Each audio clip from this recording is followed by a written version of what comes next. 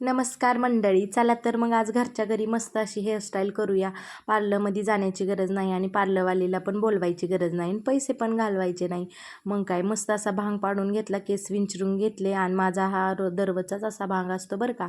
मग थोडं छोटी छोटी एक एक बट घेतली आणि त्याचा गोल गोल असा एकात एक घालून पिळा घालत नेला. तो शेवटपर्यंत कानापर्यंत घालत नेला आणि नंतरनं मग त्याला वरती थोडंसं फुगवलं आणि कानाच्या तिथं मग ते क्लिपा लावल्या आणि मग त्याच्यानंतरनं पाठीमागचा पण भाग अर्धा अर्धा केला आणि त्याला पण एकात एक असा पिळा घातला आणि पिळा घालत घालत शेवटपर्यंत पिळा घालायचा आणि नंतरनं त्याला रबर लावायची.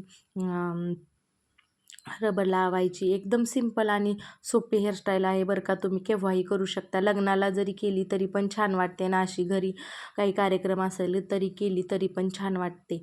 एकदम म्हणजे कोणी पण म्हणणार नाही की ही स्वतःची स्वतः हेअरस्टाईल केली. कसं सगळ्यांना वाटतं पार्लरवालीने वगैरे केली की काय. मग काय नंतरनं पिळा घातलेला गोल गोल येडा घातला. त्याचा आपल्याला आंबाडा करायचा आहे. मग त्याचा गोल असा गोल गोल असा वेडा घातला आणि त्याला पिनाने पॅक केलं. पिना किंवा सेफ्टी पिना तुम्ही कशानेही पॅक करू शकता. मग त्याला पॅक केलं आणि बघा तर मग कशी वाटते माझी हेअरस्टाईल. मस्त आहे का नाही. अजून त्याला मस्त बनवण्यासाठी बाहेरून जाऊन झाडाचे फ्लावर तोडून आणले आणि त्याला लावले. मग म्हणजे अजूनच लुक छान येईल. त्यामुळे बघा ही माझी हेअरस्टाईल पुढे पण किती छान फुगले.